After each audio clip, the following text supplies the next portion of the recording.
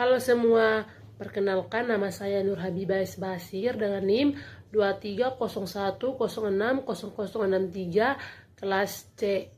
Pada video ini saya akan menjelaskan tentang metabolisme karbohidrat, khususnya hubungan antara 4 jalur utama, yaitu yang pertama ada glikolisis, yang kedua ada glikogenesis, yang ketiga ada glikogenolisis, dan yang terakhir ada gluconeogenesis, serta bagaimana jalur tersebut bekerja untuk menjaga homeostasis energi dalam tubuh. Semua tahu tidak? Jadi, ketika kita mengonsumsi makanan yang mengandung banyak karbohidrat, kadar glukosa dalam darah akan meningkat. Nah, kondisi ini merangsang pankreas untuk menghasilkan hormon insulin.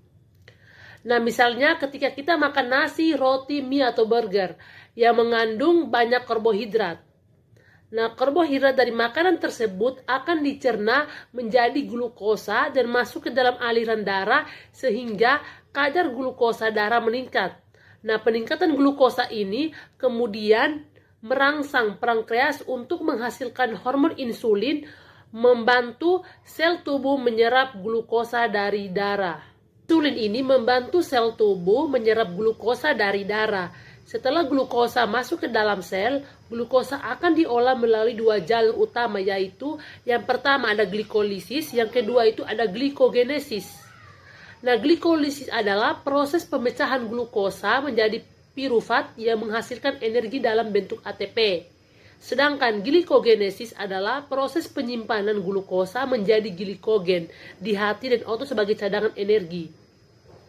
Nah, di mana itu enzim yang berperan penting dalam mengatur jalur ini antara lain yang pertama ada heksokinase atau glukokinase.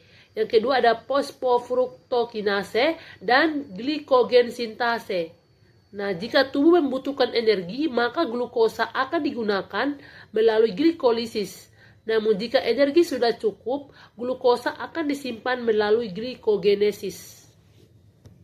Nah, teman-teman semua bisa melihat slide berikutnya ini saya sudah menampilkan yaitu alur metabolisme setelah makan tinggi karbohidrat yang tadi saya sudah jelaskan.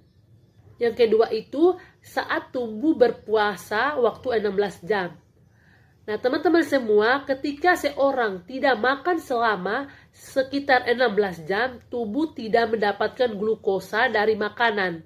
Akibatnya kadar glukosa dalam darah mulai menurun, padahal tubuh tetap membutuhkan energi, terutama otak dan sel darah merah yang sangat bergantung pada glukosa. Agar kadar glukosa tetap stabil, tubuh menggunakan 2 proses penting, yaitu yang pertama ada glikogenolisis. Nah, glikogenolisis adalah proses pemecahan glikogen yang tersimpan di hati menjadi glukosa. Glikogen ini adalah cadangan glukosa yang disimpan di hati dan otot setelah kita makan. Contoh sederhananya yaitu ketika kamu tidak makan dari malam sampai pagi, tubuh akan mengambil cadangan glukosa dari hati melalui proses glikogenolisis. Enzim utama yang membantu proses ini adalah glikogen fosforilase. Namun, cadangan glikogen ini tidak banyak sehingga hanya bisa digunakan untuk beberapa waktu saja. Yang kedua ada gluconeogenesis. Jika cadangan glikogen mulai habis, tubuh akan membuat glukosa baru melalui proses yang disebut gluconeogenesis. Nah, gluconeogenesis adalah proses pembentukan glukosa dari bahan yang bukan karbohidrat, di mana bahan yang digunakan antara lain yang pertama ada laktat dari aktivitas otot, yang kedua ada asam amino dari protein, yang ketiga ada gliserol dari lemak. Contoh sederhananya adalah ketika kita berpuasa lama, tubuh mulai menggunakan protein dan lemak untuk membuat glukosa baru agar tetap memiliki energi. Berikutnya itu contoh kondisi gangguan atau diabetes mellitus. Pada penyakit diabetes mellitus, produksi atau fungsi insulin mengalami gangguan. Akibatnya glukosa tidak dapat masuk ke dalam sel secara optimal, sehingga kadar gula darah meningkat. Kondisi ini menyebabkan beberapa perubahan metabolisme. Yang pertama itu ada glikolisis menurun, yang kedua itu ada glikogenesis juga menurun, yang ketiga itu ada glikogenolisis meningkat, yang keempat itu ada gluconeogenesis meningkat juga. Nah, akibat tubuh terus memproduksi glukosa meskipun kadar gula darah sudah tinggi, hal ini dapat menyebabkan gangguan metabolisme dan berbagai komplikasi. Nah, teman-teman, di sini saya juga sudah menyediakan peta konsep bagaimana keempat jalur ini bertemu di satu titik pusat.